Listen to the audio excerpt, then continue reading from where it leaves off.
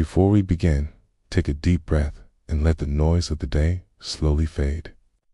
Unclench your jaw, soften your eyes, and let the weight of modern life melt away. Tonight, we're not chasing action or drama.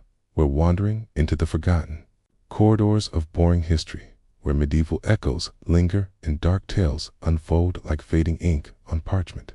Welcome to Midnight Sleepless, a resting place for tired minds, where the Middle Ages, ancient empires, and strange, dark history stories drift by like soft clouds. Here, knights, castles, and quiet empires return, not with a roar, but with a whisper. Let me know in the comments, where in the world are you listening from, and what time is it there? And if you enjoyed these slow, sleepy journeys through medieval times, boring facts, and forgotten worlds, a gentle tap on the subscribe button helps keep this calm storytelling alive. Now, let the story begin. You awaken to the soft creak of sunlight slipping through wooden shutters, filtering past fig leaves and settling upon cool stone floors. The scent that greets you is familiar and comforting, an aromatic blend of olive oil, crushed barley, and smoke that has soaked into the very bones of your home.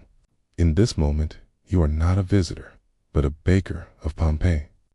Rising before the city stirs, your footsteps are gentle against the mosaic tiles as you pass under low arches and make your way toward the rear courtyard, where your Avena-domed, soot-kissed structure of brick and volcanic stone awaits. It stands quietly, already warm from the coals tended overnight. Your hands know the motions without thought. Water from the cistern, grain from yesterday's grind, a pinch of salt, a flick of oil from a clay amphora. The dough forms beneath your palms, soft and yielding, as the birds of Pompeii begin their morning chatter from tiled rooftops above. Outside the courtyard walls, life begins to whisper awake. The cobbled streets echoed faint footsteps, and the clang of a bucket from a nearby wheel remind you that others are rising too. Perhaps a neighbor readying her children, or a wine cellar preparing amphorae for the forum. Yet in this early hush, your world remains small and peaceful, held within the steady rhythm of kneading and the scent of fermenting grain. The fire crackles low, its red orange tongue licking the blackened interior of the oven's dome. You slide the round loaves in with practiced grace, each marked with a bakery's seal pressed into the crust a quiet signature, a promise of nourishment. This, too, is a ritual. The loaves will rise slowly as the heat enfolds them, turning pale dough to golden brown. You place your hands behind your back, feeling the warmth on your skin, and listen to the sounds of crackling coals and distant conversation drifting from the street. The morning is still young. A donkey cart clatters past your doorway, and you hear someone greet the vendor with a sleepy voice. Your bakery's small storefront faces one of the busier lanes of Pompeii, just a few blocks from the forum, where speeches are given and gossip exchanged. By midday, this space will fill with voices, with hungry patrons reaching for your bread, asking after your health, remarking on the harvest or the strange shape of clouds drifting above Vesuvius. But for now, the oven is your only company. The scent of the baking loaves thickens, warm and yeasty, with the faintest note of aniseed from a previous batch. You sit beside a basket of ash-glazed olives and pick one between your fingers, savoring its brine and sharpness as you wait. It's quiet. It's a rare gift in Pompeii, a city that sings and shifts and shouts. And so you sit a little longer, soaking in the textures of the moment, the heat of the oven, the softness of the flour dusting your fingers, the muffled rustle of linen drying on a line in the courtyard beyond. Time moves slowly here. The walls of your home are painted with reds and ochres, scenes of quiet myths and gentle banquets. They watch over you as you rise to check the bread. Golden now, with delicate cracks across the surface, you slide the loaves from the oven and place them on a wooden tray, their crusts still whispering as they cool. You do not know that this will be your final batch, that the rising scent mingling with morning dew, will never again meet the day. That Vesuvius, so still beyond your rooftop, has begun to tremble deep beneath its slopes. But here, in this quiet hour before ash, there is only warmth and bread and a silence deeper than sleep. It's a moment preserved, like flour in an abandoned bowl, untouched and undisturbed by what waits on the horizon. As the morning lengthens, the warmth of the oven fades into a pleasant memory clinging to your arms and tunic. The loaves rest on their tray, each one bearing the faint, crisp signature of your hand. You carry them to the shop front, where the air is brighter now. It's touched by the scent of wet stone and the distant sharpness of citrus from the nearby market. A pair of customers arrive before the sun rises. An elderly man with tired eyes and a younger woman with a shy voice. Both familiar, both wrapped in the soft, worn linen of everyday life. They exchange quiet words with you.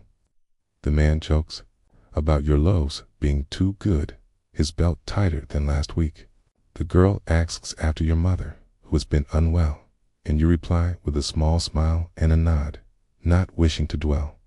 They each select a loaf, still warm, press a few coins into your hand, and step out into the winding lanes, their figures briefly framed by the doorway before becoming part of the city's morning.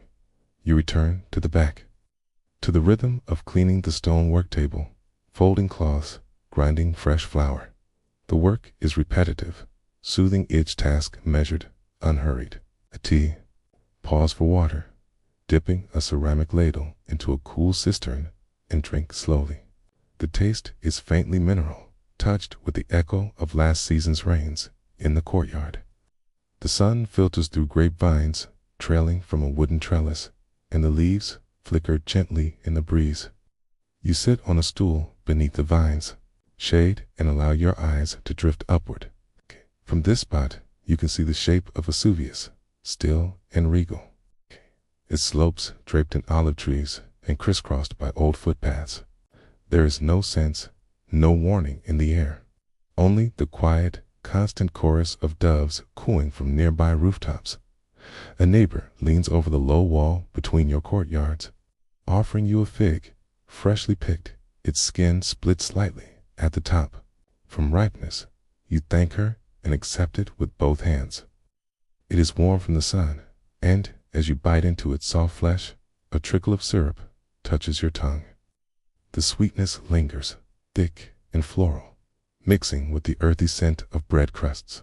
In cooling ash, sit a little longer, watching bees drift lazily among the blossoms.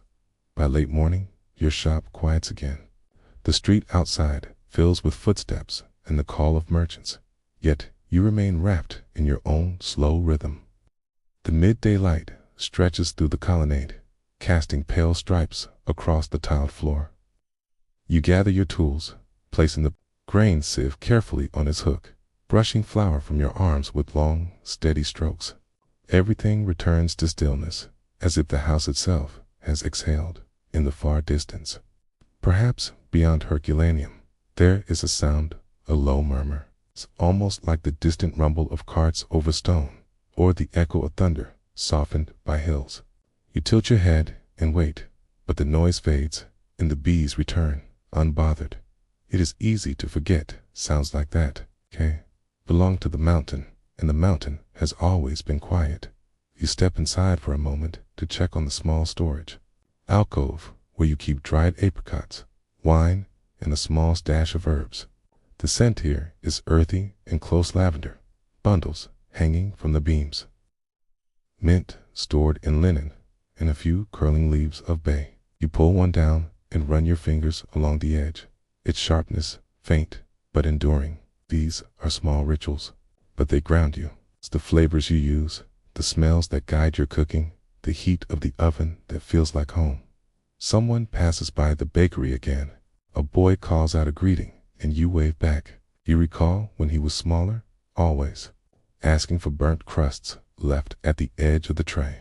You saved them for him when you could, his smile more than payment enough.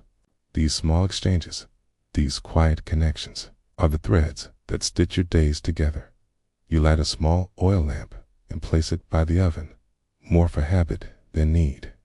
Flame flickers, catching against the soot-blackened bricks.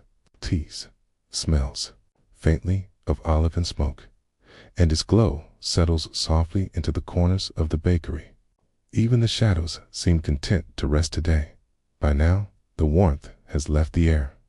A strange stillness settles, like cloth draped over a table. The birds have hushed. You hear fewer voices from the street. In the distance, that same rumble returns barely, audible but slightly longer, as though the mountain is stirring in its sleep. And yet, you continue. You gather the unused flour into its sack. You wipe down the counter a second time.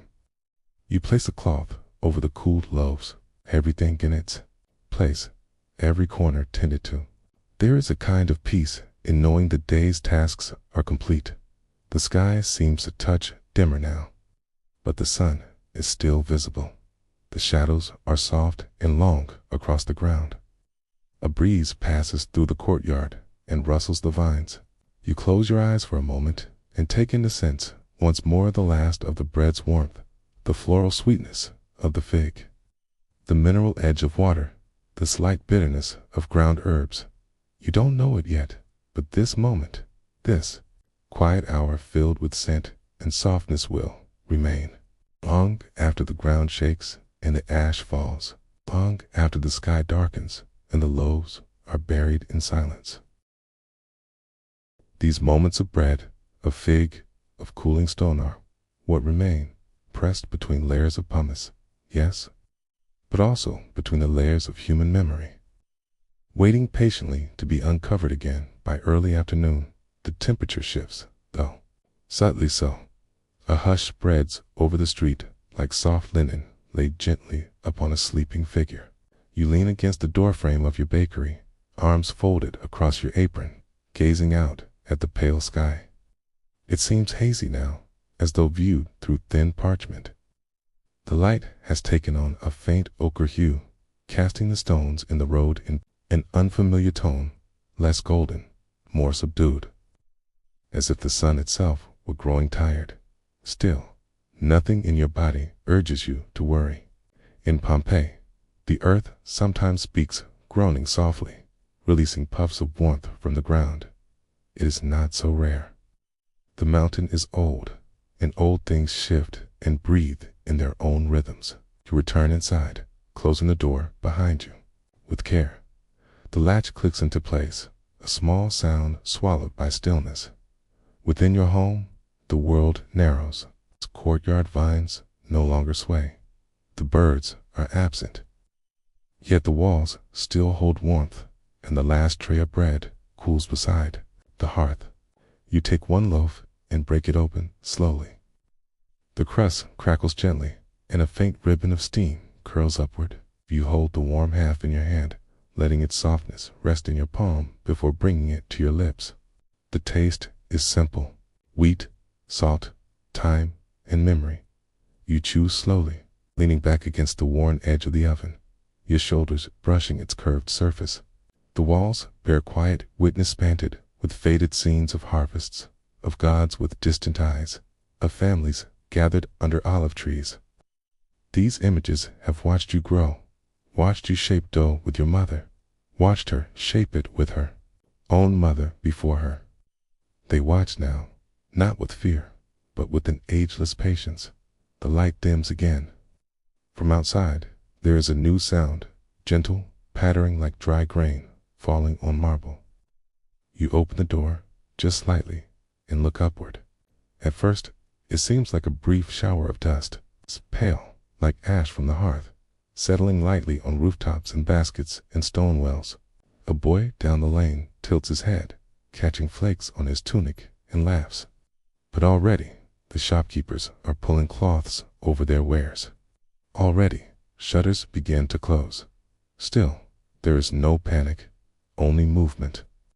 Only the small instinctive shifts of people sensing change, but not yet naming it.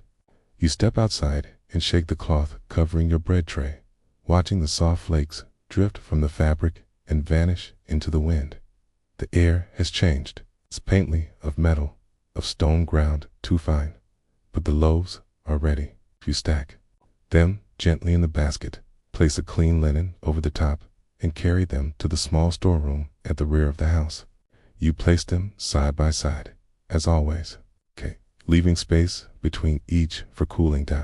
Your hands move with steady care, folding cloths, straightening tools, wiping the last streaks of flour from the bench. Each motion is deliberate, ritualistic, performed, not with haste, but with the reverence of repetition. There is comfort in the known, in closing the day's work with grace. Regardless of what waits beyond the walls, the ash falls more thickly now. Through the small window, the sky appears bruised, turned from cream to gray. A neighbor knocks gently, offering a wordless nod and a small clay jar of pickled radishes. You exchange it for a loaf. No one says much. It is not needed. The language of bread and preserved roots speaks for itself. Inside again, you place the jar beside the others. You run a cloth slowly along the lip of the amphora where your oil is stored. You sit, not to wait, not to worry, but to be present in the final warmth of the day. A single oil lamp burns low, its flickering casts gentle ripples of shadow across the tiles, across the sleeping loaves, across your folded hands. The silence now is deep, not empty, but full of scent and texture and memory. You breathe in slowly, and the air is layered. The smoke of your hearth, the faint sweetness of dried figs, the mineral note of falling ash. It gathers on the floor in small drifts, like snow that forgot to be cold till soon. The sky will darken, the wind will rise, the air will thicken. You do not know this yet, but the world is already changing. Your loaves, left in their basket, will one day be found whole, hardened by time. It's cradled in volcanic earth, in your hands. Your oven, your slow, deliberate movements will remain in the dust. Imprinted, not in fear, but in rhythm, in the ordinary grace of daily work done with care. These are not tragedies. These are moments held still. A loaf pulled from the fire, fig shared in a courtyard, a cloth folded over bread, a hand pressed to a wall painted in red dot, and as the ash falls outside and the oil lamp flickers low, there is only this, the last quiet breath of a baker's day, wrapped in the scent of warm grain and silence. It is evening in Herculaneum, and the air has taken on a soft, peach-colored hush. The sea, just beyond the tiled rooftops, glimmers faintly with the last amber breath of daylight, and the scent of salt and myrtle drifts lazily through open windows. Somewhere in the distance, a woman calls gently for her child to come in from the courtyard. And in one modest home, nestled between rows of other homes, painted in faded frescoes of sea nymphs and garden gods, a boy prepares for sleep. You are that child, and your day has been full. Your bare feet are still dusted from running across warm stone paths where you played earlier among fig trees and broken pots with your cousins. The scent of sun-warmed leaves and crushed thyme still clings faintly to your tunic. Now, as night settles over the city, you lie on a low wooden bed layered with simple woolen blankets. There, weave rough but familiar beneath your palms. Your pillow is stuffed with reeds, and it gives slightly under your cheek as you press into it. You trace the pattern of the wall beside you, a painted vine curling beside a faded image of Mercury, messenger of dreams. The sounds of the city quiet into an evening lullaby. A dog barks distantly, followed by the creaking of a wagon returning from the marketplace. Somewhere, a stringed lyre is being plucked slowly and gently, its notes carried like feathers through the cooling air. Your mother sits at the edge of your bed, smoothing your dark curls with one hand. Her fingers smell of beeswax and bay leaf from the supper she just finished preparing. She hums a tune so old it has no name, only a rhythm of comfort passed down from grandmother to granddaughter, from father to son. Above you, a small oil lamp flickers. Its flame dances within a niche carved into the wall, casting shadows that sway across the ceiling. You watch them move, half asleep already, imagining their shapes as animals and chariots, as stories told in shadow. There is no glass in the windows, only shutters. Tonight, they are left open to let the breeze in. You can hear the fig trees outside shifting gently in the wind. They sway against the night, their leaves brushing the stone walls with a sound like whispered breath. The scent that comes through is thick and green fig sap, olive wood, the faintest echo of distant brine. It blends with the smell of supper still lingering in the house, boiled lentils with coriander, bit of honeyed bread, the last curl of steam from the hearth. Your father is still awake in the other room, speaking quietly with a neighbor. There, words are low and indistinct, like river stones rolling softly in a stream. You are not curious about what they say. You are safe, wrapped in the quiet net of family and night. Your small clay cup, now empty of water, sits beside you on a ledge. A small carved charm, your protection against bad dreams, rests beneath your pillow. You don't think of it much, but you like knowing it is there. In the hallway, your older sister lights another lamp, her sandals brushing the stone floor. The light outside your room shifts, golden and soft. Tia, she walks past without speaking, letting the stillness remain whole. You listen to the sound of the flame, a soft hiss like distant wind through wheat. Your mother hums one last time before pressing a kiss to your temple. Her lips are warm. She adjusts your blanket, tucking the wool gently beneath your chin. She stands and leaves the room with bare feet that make no sound, closing the curtain behind her not with a snap, but with the quiet sigh of linen on stone. Now, only the house breathes. You lie still, your small hands folded beneath your cheek, your eyes growing heavier with each breath. In the distance, the sea makes a low, steady sound, less like waves, more like a soft drumbeat against the edge of the world. You think of the fishermen's boats resting upside down on the sand, waiting for morning. You wonder if the moon will be full tonight, and whether the stars will blink through the fig leaves beneath your bed. A cat shifts gently. It is old and quiet, with fur the color of ash and soft ears like folded silk.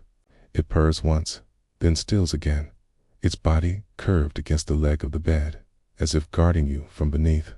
There is no hurry in your thoughts, no fear, no story unfinished. The day is done, and you are folded into the quiet pocket of night that all children once knew, a pocket stitched from fig trees, sea salt, warm wool, and hands that remember how to soothe. And just as the final lamp dims slightly and your breathing slows, a soft wind carries a new scent into the room. Faint, barely there. Something warm and mineral, like stone struck too hard. You do not notice it, not really. You are too close to sleep. It's two dreams, and so you turn once, press your cheek deeper into the reed-filled pillow, and let go. Sleep does not come all at once. It arrives in soft ripples, like cloth peeing, folded, one edge after another. You remain in that space just before dreaming, where thought fades into sensation, and the boundary between waking and sleeping grows thin. The air in your small room grows cooler. Somewhere along the corridor, the last oil lamp has been pinched out, and the faint hiss of its flame has joined the deeper hush of the household. The stone walls, warm from the day's sun, now release their stored heat slowly, like exhaling. You feel it faintly against your fingertips as they rest beside your face. The woolen blanket still carries the scent of lavender, tucked into its folds by your mother when she last aired it beneath the sun. Outside, the fig trees sigh again. The leaves brush one another with the sound of hands softly clapping, a rhythm too slow to follow. Occasionally, a single fig will drop with a gentle thud into the earth below, unseen and unnoticed by all but the listening night. Your dreams come in pieces. One moment, you are in the forum watching doves rise from a rooftop in a pale cloud. Another, you are walking with your father through the narrow lanes of the city, your hand wrapped around 2 small coins he has given you for sweets. You recall the scent of the sweet vendor stall dates soaked in honey and sesame ground so finely that it clings to your fingertips. You remember the smile of the vendor, his voice low and pleasant, and the sound of bronze coins slipping into a cloth. Pouched out then, as dreams soften and shift, you are back in your room, though not quite as it is. The walls have grown taller, or the lamp glows with a brighter flame than before.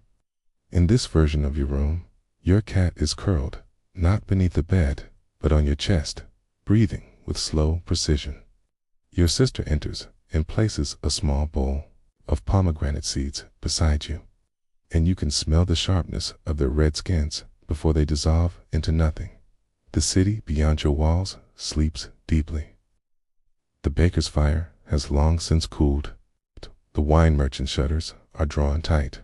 In some homes, families sleep beside jars of preserved olives and salted fish, their dreams perfumed with memory and salt. In others, elders lie awake, listening to the creak of beams and the occasional murmur of the earth beneath. This gentle movement of the ground is not unusual here. In Herculaneum, it is a familiar rhythm, like the sea's shifting breath or the distant bell of a tethered goat. Too, some say the mountain speaks through the ground, old and restless. But most do not listen closely. There are always dishes to wash, lamps to trim, stories to tell, and figs to harvest. Life is full and ordinary, and so small tremors are folded into the backdrop of living. It's like background notes in a lullaby in another part of the house. Your father lays out tomorrow's tools, a small bronze blade, a loop of leather, and a cloth, to wrap the coin offerings he will carry to the temple in the morning. He moves carefully, respecting the sleeping silence that blankets your home. He pauses once, touching the wooden frame of your doorway, listening to the soft cadence of your breathing. Your mother is near the hearth, seated on a low stool. She dips a cloth into a small bowl and wipes her hands slowly, the scent of bay and beeswax lingering on her skin. Her gaze drifts toward the window, where she, too, notices that the night feels heavier than usual. The moon is thin and pale. The stars shimmer as though seen through water. But she shrugs this off quietly and adds a pinch of ash to the coals, preserving them for the next day. The cat, still pressed against the leg of your bed, stirs once and lifts its head. Its ears twitch at a sound too low for human notice perhaps, a distant rumble or the shift of stone far beneath the earth. But it settles again, curling tighter, its breath slow and steady, and the room remains still. You shift in your sleep, your hand drifting toward the edge of the bed, brushing the carved charm beneath your pillow. It is smooth from years of touch, shaped like a leaf or a grain of wheat, or perhaps a small sleeping animal. Its meaning, if it ever had one, has long since faded into the comfort of routine. It is simply there, like the painted vines on your walls or the smell of the fig tree at dusk. The dreams now come thicker, their borders softer. You walk once more among the fig trees, this time in a grove that seems to have no end. The trees are taller, the fruit sweeter, and your family waits for you at a stone table set with bowls of milk, fresh bread, and honey. You reach for a piece of bread, and the warmth of it reminds you of the blanket tucked beneath your chin. It is here, in this quiet in-between, that the sound returns not loud, not frightening, but strange, like a sigh from the mountain itself. The walls of the house seem to hold their breath. The dusting of fine powder slips through a crack in the shutter, landing gently on the floor. No one waits. The dream continues, soft and golden, unbroken. You are chasing a bird through tall grass now, barefoot, laughing quietly. You feel the earth beneath your feet, the press of each step into cool soil. The bird flies upward, and you follow without thought. carried on the wind of sleep in fig-scented air. Behind you, the oil lamp flickers once more. The shadows shift across the painted wall, then settle again, and the child breathes on. Unaware, the sky above Herculaneum has grown oddly pale, though the stars remain veiled behind a fine, suspended veil of ash. Yet, within your home, behind its thick stone walls and familiar wooden beams, everything holds stillness like a soft breath. The quiet is whole. Sleep has fully taken you now, and you do not stir. Your dreams have grown slower. Where once you wandered fields or chased shadows through fig groves, now you sit beside a spring-fed pool, watching ripples pass through its surface. The water is dark, but not frightening. It reflects flickering shapes above, as if recording memories in silence. You don't ask where you are. Feel no need. The scent of myrtle and mint drifts on a breeze that doesn't disturb your stillness. Outside, fig trees sway heavier than before. Fine particles cling to their leaves, giving them a silvery glaze. Some leaves curl slightly under the strange weight. Beneath them, fruit continues to fall in slow, soft interval studs that are too gentle to wake anyone. Your mother sleeps now, curled upon a woven mat near the hearth, her hand resting open beside a small pot of olive oil. Your father lies beside the stored tools, still clothed, as though unsure whether to rise again. He will not stir until light returns. In another room, your sister breathes evenly beneath a linen coverlet, one hand dangling just over the side of her low bed. No one is afraid. Not yet. There are no cries in the street, no fleeing crowds, no hurried steps. In this hour, as the ash thickens above and begins to blanket the city's roofs with a soundless coat, Herculaneum sleeps. The people remain folded into their evening routines, lamps extinguished, bread cooled, stories told and silenced. No alarms, no terror. It's only rest, only stillness. The breeze that slips through your shutter is cooler now, and it carries a new scent, not smoke, but something mineral and ancient, like a cave that has not been opened in centuries. It is strange, yet you sleep through it. The cat beneath your bed curls tighter, its tail draped across its nose, as though sheltering from something unseen. Your small pillow shifts slightly as you turn your head in sleep. The woven fabric brushes against your cheek with the texture of dried reeds and sun-softened linen. The familiar scent of lavender still lingers there. Your mother had tucked the bundle into its seam just days ago. A practice passed from her own mother, who believed it warded off sour dreams. Perhaps it does, and still the mountain waits. Breath now rises in long, slow exhalations, distant, heavy, and nearly imperceptible. Beneath the city, warmth stirs in forgotten places, but above, the world remains quiet, encased in sleep in ancient stone. Your room, simple and beloved, stands untouched for now. The small oil lamp, extinguished, rests in its niche. Vines on the walls remain still, their colors dim in the ash-filtered light. The shelf with your clay cup, your carved charm, your small bowl of dried cherries all remain as they were, caged by the slow turning of the earth below. And in your dreams, the fig trees grow taller still. Their roots stretch wide and deep into black soil. You walk beneath their boughs, unhurried, following the soft sound of your mother's voice, calling not with urgency, cadence of supper or a story. You do not run, you do not fear. You walk as you always have, with trust in your feet and peace in your breath, back in the waking world. The first flakes of ash begin to settle on your windowsill. They drift gently, like snow, but dry, softening every corner, dulling every sound. The night is not loud, but deep. Even the waves have quieted, as if listening. There is no beginning or end to this moment, only the suspended breath of a sleeping city.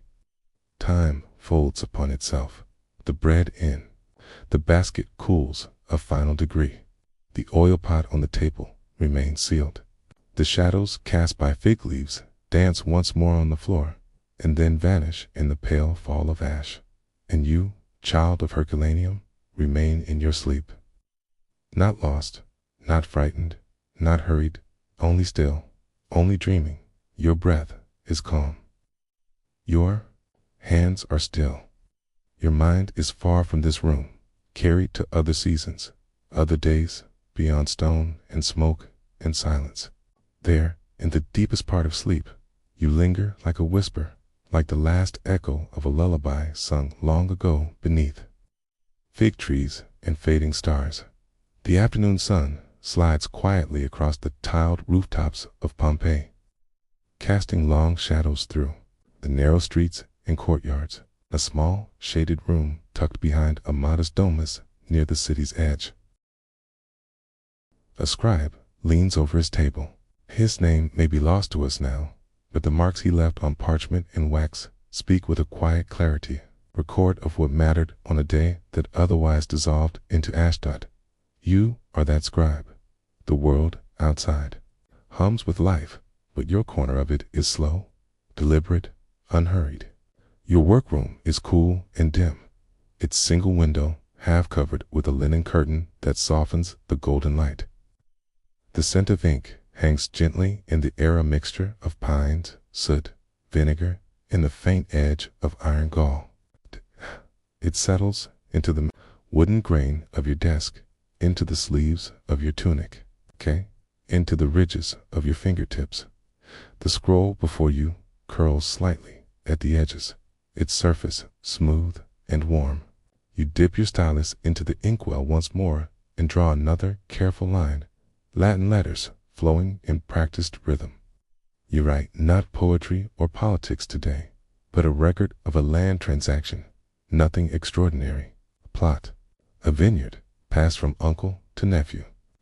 But even in this, there is dignity in the crisp elegance of form. The wax tablet beside you holds a copy of the same. You glance between the two, ensuring the phrasing is consistent, the names properly recorded, the abbreviations clean from the atrium. The sound of running water drifts in a small fountain, gently bubbling into a stone basin. It soothes as you work. Occasionally, the breeze carries in the scent of rosemary from the garden beyond, where a vine creeps along the edge of a column, reaching slowly toward the light. You pause and stretch your fingers, stained slightly with dark ink. There is no urgency here. The contract must be correct, yes, but also neat, orderly, pleasing to the eye. You understand the quiet power of words made visible, and of letters arranged with care. The tools of your trade are simple, yet cherished. Your inkwell, carefully shaped from blackened clay, rests within easy reach. A small knife used to trim your quills sits nearby. The stylus is one worn, one sharp lie to your right, each item in its place, each mark deliberate. You dip the quill once more and continue, the scratch of its point soft against the parchment surface. Around you, the room breathes with the stillness of purpose. You are not alone in your household. Somewhere beyond the doorway, a cousin is preparing a basket of olives for market. A child hums a tune under her breath as she organizes painted ceramic pieces by the hearth, but no one disturbs you. They know the scribe's room is a space of quiet, space where time folds gently around thought. Outside, Pompeii continues its daily rhythm. Merchants call from shaded stalls. Bakers pull loaves from stone ovens.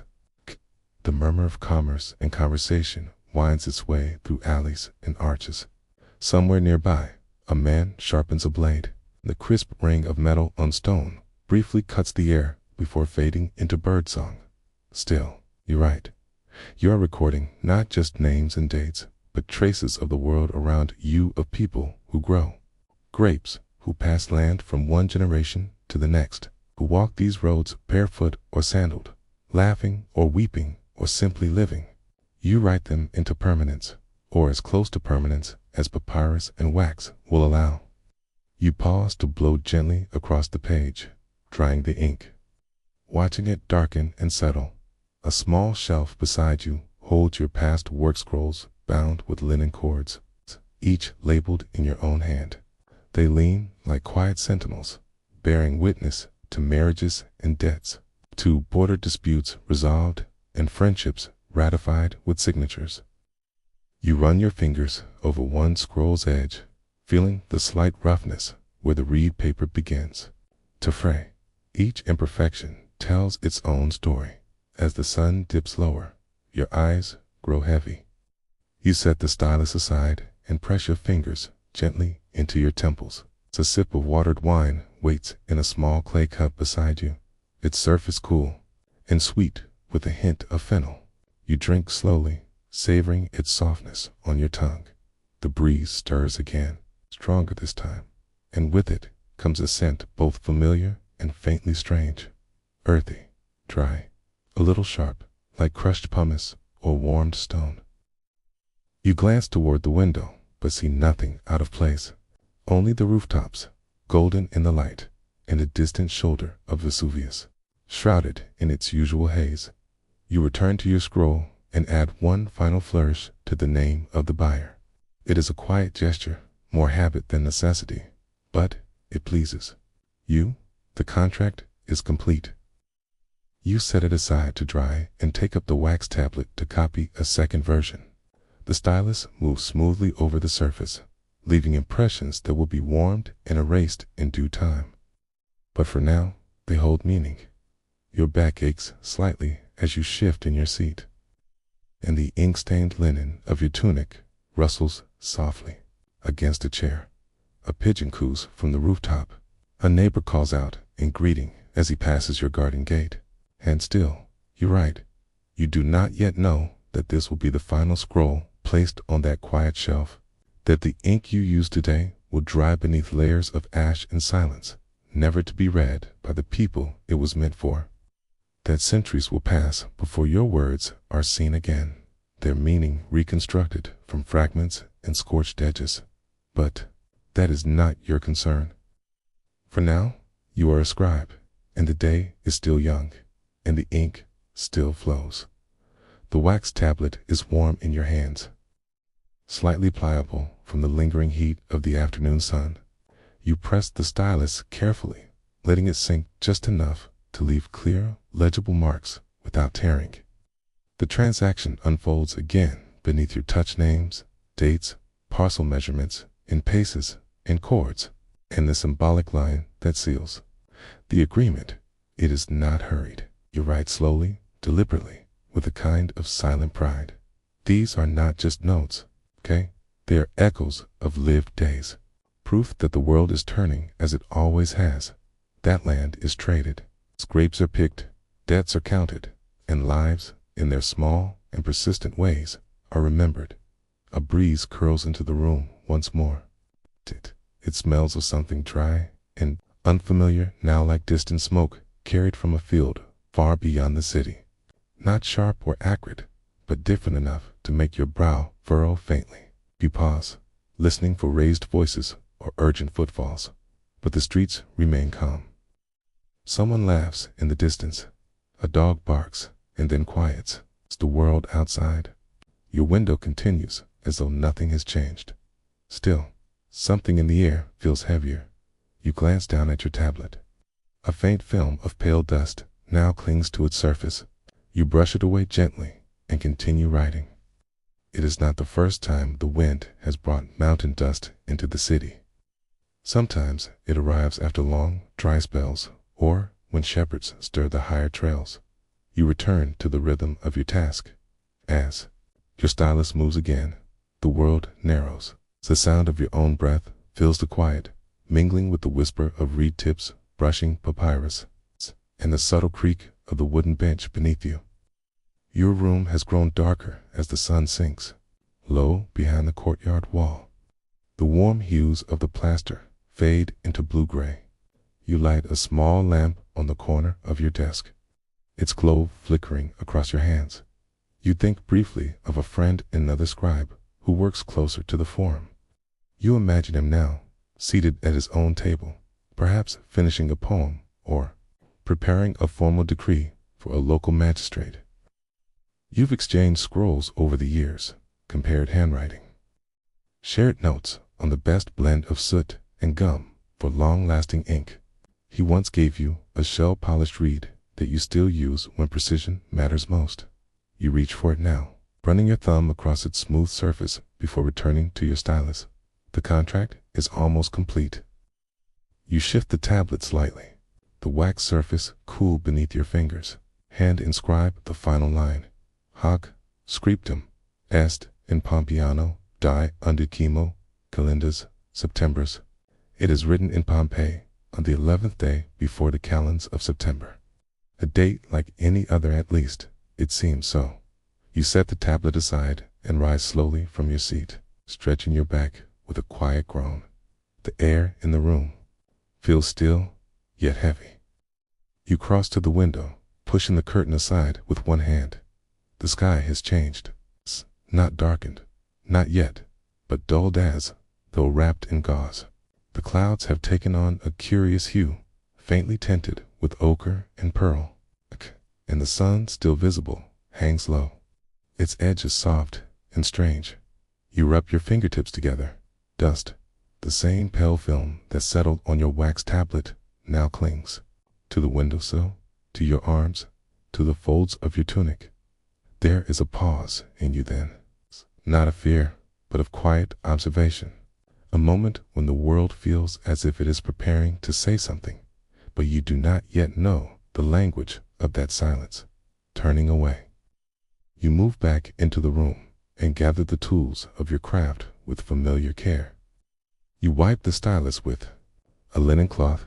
You seal the inkwell with a small ceramic lid. You wrap the finished scroll loosely in its binding strip and place it on the shelf, lining it with the others by touch more than sight. You are not tidying in haste, only completing the ritual of ending a day's work. It soothes you, this order, this closing of tools. Outside, the city begins to dim. Torches are lit, shutters drawn. Somewhere, a vendor calls out the final price of his wares before folding cloth over his stall. A mother gathers her children and leads them through the colonnade. The scent of charred fish, of chickpeas simmering with garlic, of rosemary pressed into flatbread all drift upward and in through your window, carried on the last warm breezes of daylight. And you pause again.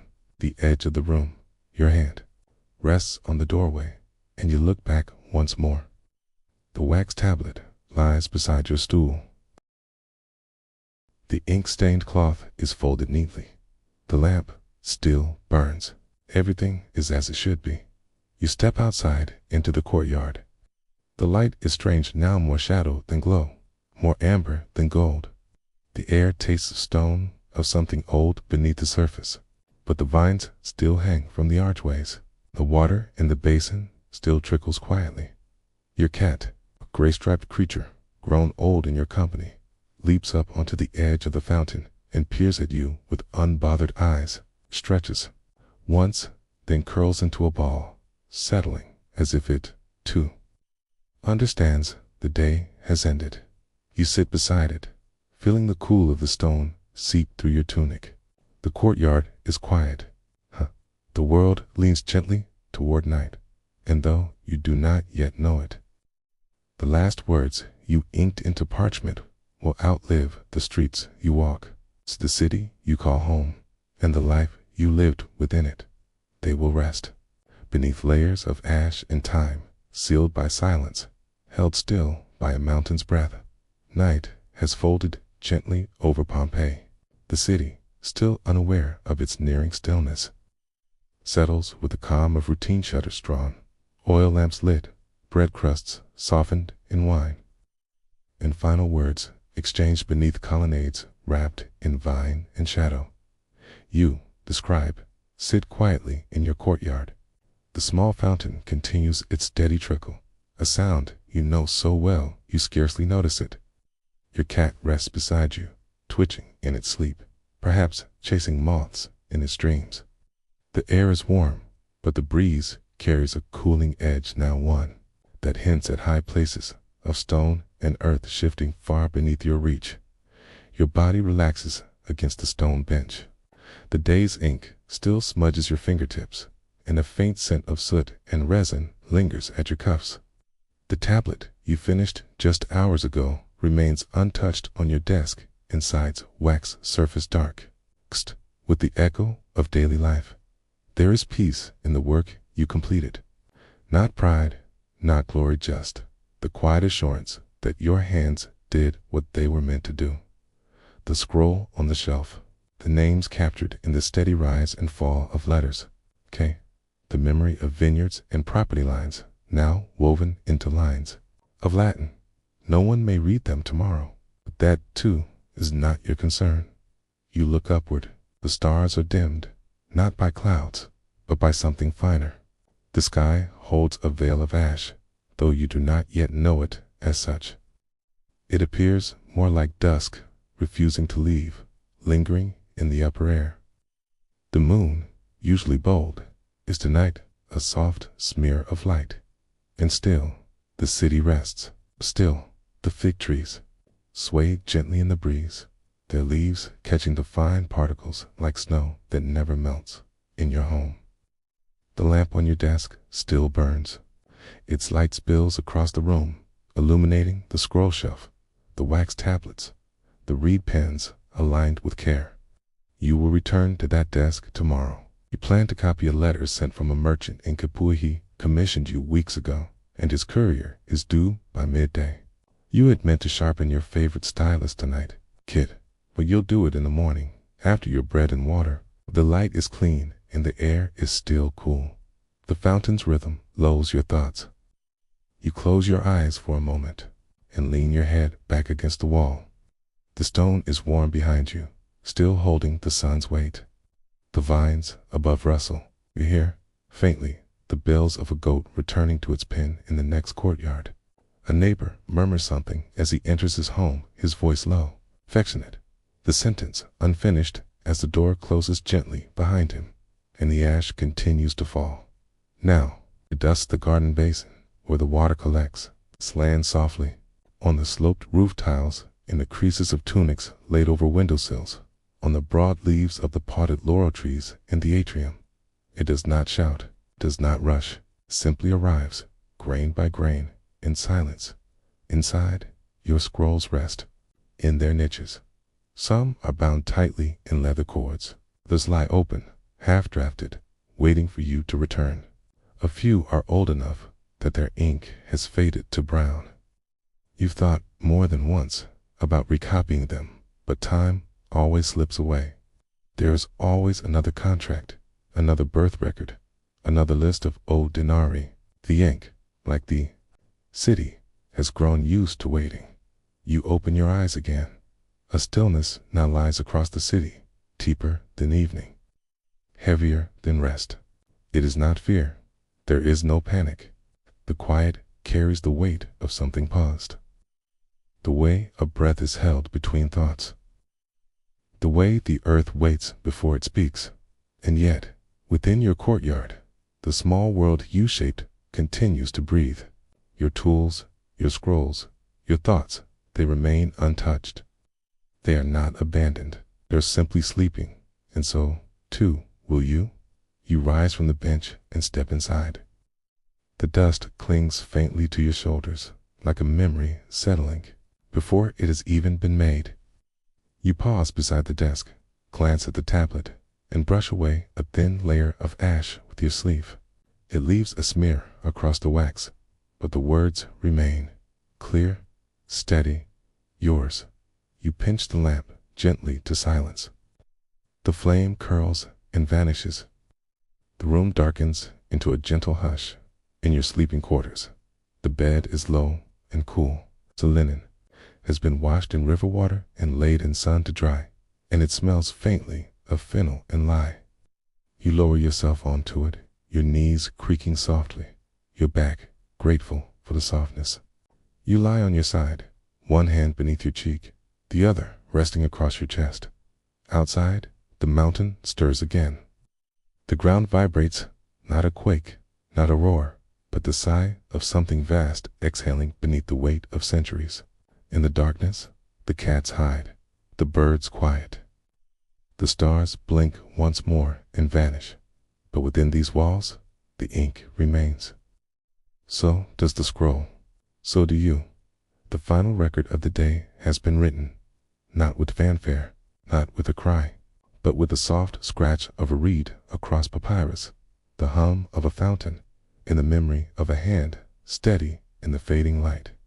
And so, the ink never dried. Not truly. Asterisk, it waited. The late afternoon sun rests gently on the marble colonnades of Villa Oplantis, its light catching in soft angles along the painted walls and wide stone floors. You have come not as a guest of the family, but as a quiet observer moving slowly, barefoot, through the cool shade of this lavish seaside villa, just west of Pompeii. The walls do not mind your presence. Columns have watched many come and go, and they offer you the same silence they offer everyone doubt you begin your walk in the outer garden. The breeze, salted and slow, carries the scent of lemon trees and crushed herbs, basil, oregano, and something softer, perhaps marjoram. Between the tall walls enclosing the courtyard, vines creep quietly along the base, their tendrils curling near the feet of statuary worn smooth by time and sunlight. A young fig tree leans inward, sleeves shifting like green silk against the painted red walls.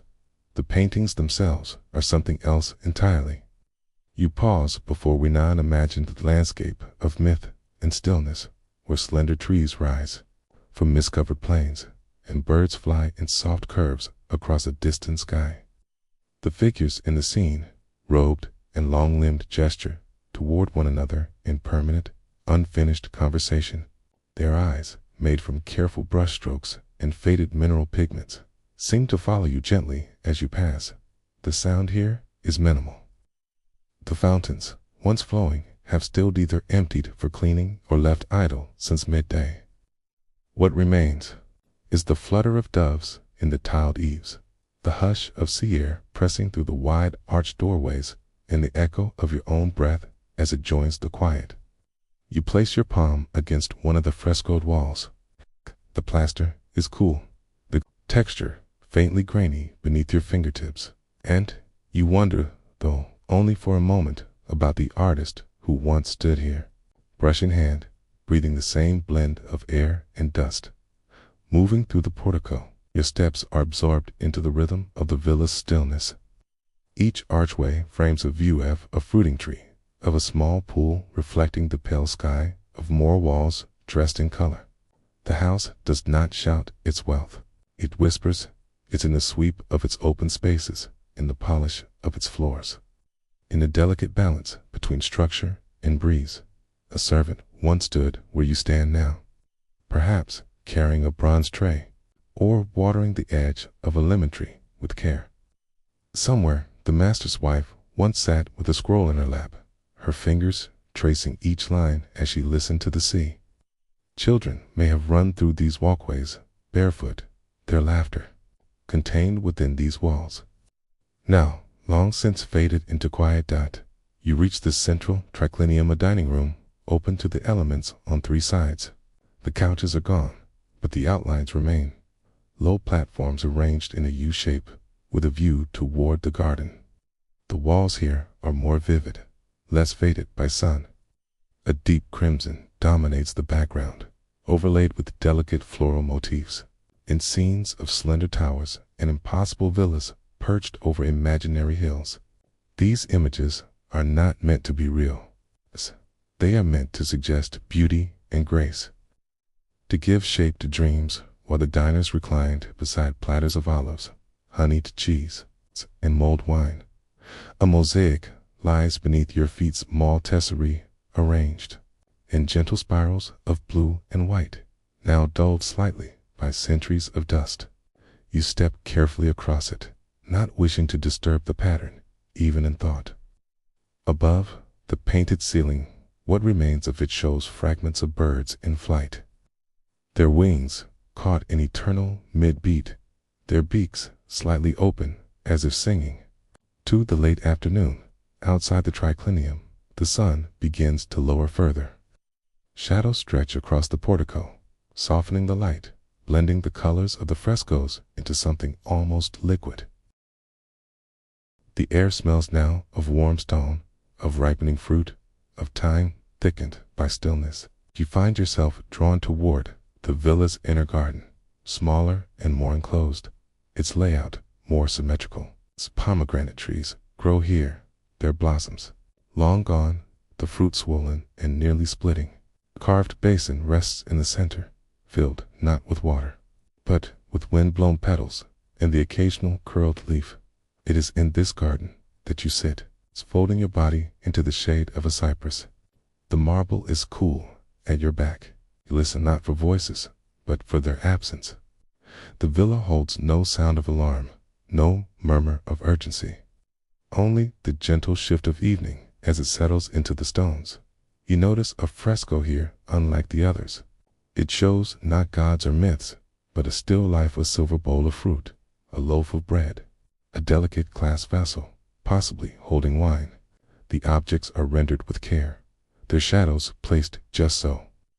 It is a portrait of a quiet moment, of food not yet touched, of time paused. You recognize the gesture. You have paused to dot, and above it all, the sky begins to change. Dim veil draws over the light, not sudden, but persistent. You do not yet know that it is ash, not cloud. You see only the dimming of color, the sharpening of silhouettes.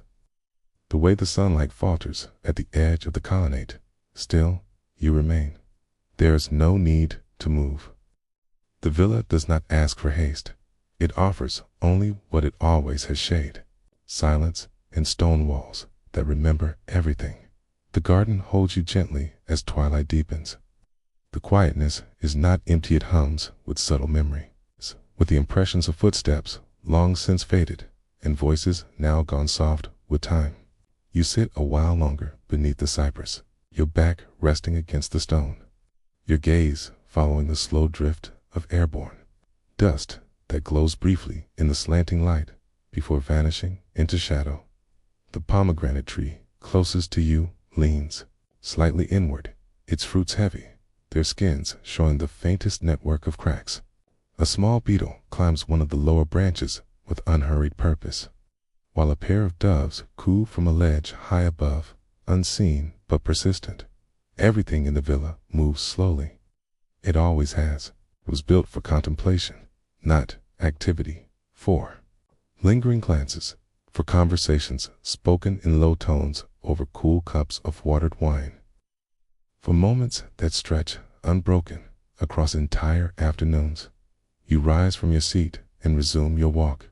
This time, you pass through a hallway painted with myth walls, alive with depictions of Persephone gathering flowers, Bacchus cradling amphorae of wine, of women in flowing garments offering bowls of figs and jugs of honey. The colors here are richer than you'd expect, the pigments preserved by the villa's shaded orientation. Ochres, cinnabars, faded blues, each still clings to the plaster with quiet resilience. Your footsteps echo gently on the polished floor, where fine grains of ash now settle like sifted flour. They do not yet alarm you.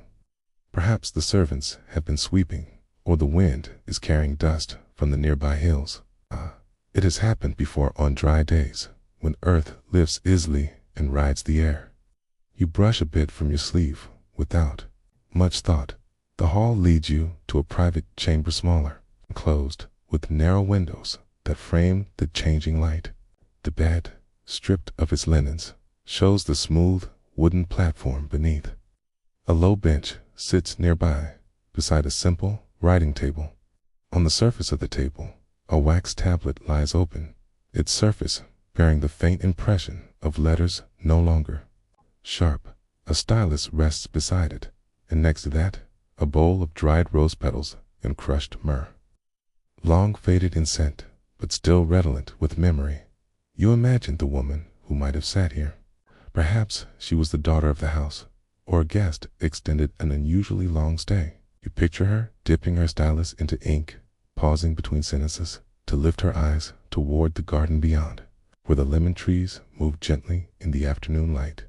Perhaps she wrote letters to someone far away, a brother in Rome, a cousin in Nola, or a poet friend across the bay. Perhaps she never sent them, only composed them for herself, a quiet practice like the tending of a private flame. You continue your walk, pausing now and then to study the furnishings left behind the slight curve of a bronze mirror frame. The faint indent of a cushion's weight still visible in a plastered seat. These are not grand objects, not treasures of empire, but simple things made beautiful by familiarity. Okay? In the fading light, they glow not with gold, but with the grace of presence. Outside, the air grows thicker. Okay? The wind has slowed, but it carries something new, a scent faintly sharp, like warm stone mingled with the memory of wood smoke. A fine grit lingers now on every surface. You notice it on the rim of a basin, on the folds of a draped statue's marble robe, on the lip of a clay oil jar left near the peristyle. And still, the villa remains quiet. You return to the main atrium and walk once more beneath the high, open roof. The impluvium, the central pool, designed to catch rainwater flecks, the dim sky above. Its surface scattered now, with small flecks of ash and the occasional leaf. You pause beside it, looking down. The water is still. A ring of dust clings to the edge, forming soft crescents where fingers might have touched. In one corner of the atrium stands a household shrine, painted with care. The figures inside tiny, fading Larrys and Pinettis watch silently from their niche. You bow your head slightly as you pass, not out of ritual, but out of respect for the continuity of small things. Offerings of fruit once lay here, bits of bread, drops of wine. Today, there is only dust. The outer rooms are darker now. You move through them slowly, letting your eyes adjust, letting your breath fall in rhythm with the hush that fills the air. Each room gives way to another, each threshold a soft frame for the past. A servant's room with a low stool and worn sandals tucked neatly beside the wall. A kitchen with a blackened hearth and empty amphory stacked like sleeping figures against the corner. You return once more to the garden. The light is gone now, replaced by a dull gray that does not belong to nightfall. The sun, it seems, has vanished behind a curtain too thick to see through. A quiet begins to press against the villain, not sudden, but insistent. It wraps itself around columns and slips beneath doorways, muffling sound, softening edges. You brush your fingers along the vine-covered wall and feel the faintest tremble. It's not enough to alarm, just a suggestion of movement, like the house taking a slow breath. The fig tree beside the fountain releases another fruit. It lands without sound. The frescoes darken in the dim light. Okay? The imagined landscapes dissolve into shadow. The robed figures fade. You find yourself near the same painted, still life as before. The silver bowl, the bread, the glass vessel. The shadows it once cast are gone now. The image remains silent and suspended, and then you understand. The villa has entered a deeper stillness, one not born of rest, but of preservation. It is preparing to wait. You breathe in slowly ash, citrus, fading warmth. The scent of the end of day. The scent of time pausing. And though you do not leave, the villa begins to fold inward, to embrace what is coming with grace and silence. The garden has grown silent now, not in absence, but in fullness. Each sound swallowed gently by the thickening ash that settles like breath across every surface. Villa Oplantis, once a space of breezes and laughter and the soft click of sandals on stone, has become hushed in a different way, a sacred kind of quiet that feels neither ominous nor unfamiliar. It feels like waiting. You walk once more among the columns, moving as slowly as the dusk allows. The ash floats in the air around you, not dense, not choking, but fine as ground pumice, drifting downward in pale spirals. It rests on the shoulders of statues, on the edges of roof tiles, on the petals of flowers that now bow under its soft weight. It touches your tunic, your hands, your eyelashes. You do not brush it away. The frescoes fade into shadows as evening deepens. Red walls, once vibrant, now appear almost earthen, and the figures painted upon them, the gods, the landscapes, still life offerings, begin to merge with the walls themselves, becoming part of the structure, part of the stone. You pause before one final mural. It shows a quiet feast, 3 reclining figures at a table, holding fruit, pouring wine, gazing not at each other, but outward, perhaps toward a viewer, perhaps toward eternity. The bowl of grapes in the center is so delicately rendered that you imagine reaching out and lifting one from its painted stem, but you do not move. The scene is not for touching. It is for remembering. Beyond the fresco, in a small corner of the portico, a cluster of amphorae leans against the wall. One has cracked slightly, its rim fractured, revealing the dried residue of something once fragrant, perhaps wine or oil or a vinegar steeped in herbs. The scent is nearly gone now, replaced by the clean dryness of falling ash. You step close and trace the rim gently. The edge is sharp, but not jagged. The amphora split with dignity, its purpose fulfilled, and that, you begin to understand, is the mood that has overtaken the villain of fear, not ruin, but fulfillment.